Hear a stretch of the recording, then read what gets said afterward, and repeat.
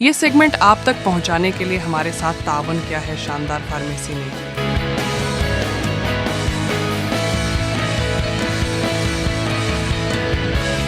में होता ही रहता है सर, कोई डेमोक्रेटिक प्रोसेस है। सर ये बहुत केसेस लगे हैं आज, कुछ सजाएं मुअत्तल करने के इमरान खान की, क्या कहते हैं, क्या उसके लिए जाते देखिए, ये तो जजमेंट ये कोई सस्टेनेबल नहीं है। ऐसी जजमेंट अगर आप लोगों के आड़े आ जाए तो ये तो इंसाफ का कत्ल है।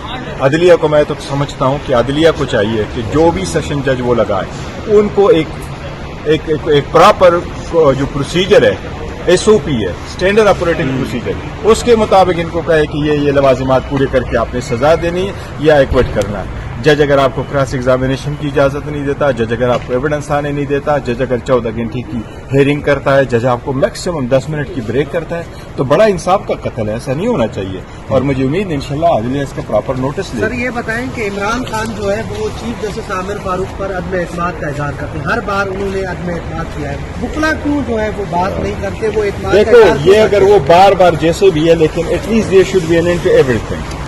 मैं बार बार कह चुका हूं कि ये क्लेश ऑफ टाइटन खत्म हो, ये झगड़े अब खत्म हो, आगे की तरफ बढ़े, इंसाफ की तरफ बढ़े, डेमोक्रेसी की तरफ बढ़े, एक नया रास्ता ढूंढ के आगे बढ़े।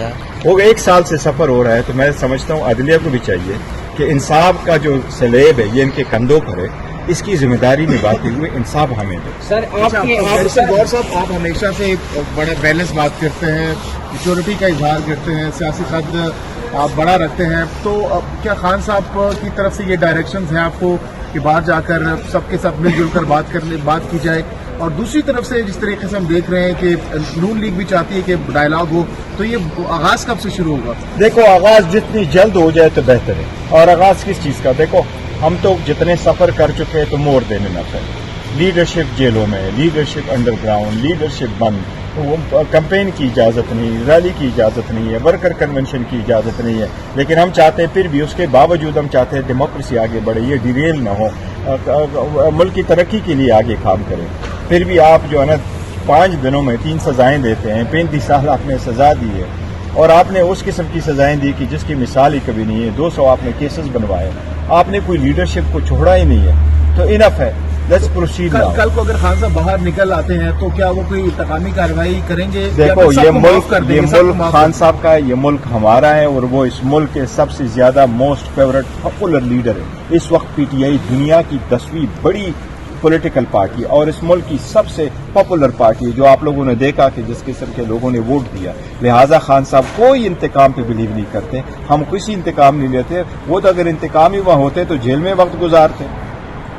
उनको सजाएं भी गलत है, वो सजाएं भी इलीगल है, वो प्रोसेस भी इलीगल है। सब कुछ भुला देंगे, जो नाइंसाफियां हुई हैं, ज्यादतियां हुई, सब कुछ भुला देंगे। देखो हम सिस्टम को रिफॉर्म करना चाहते, आगे की तरफ बढ़ना चाहते। ये जो आप सामने खड़े हैं ना, ये वर्कर सपोर्टर और आम ऑर्डिनरी पाकिस्तान, ये आप लोगों का पाकिस्तान है, ये हमारा पाकिस्तान है, इसको हमने आगे लेके जाना।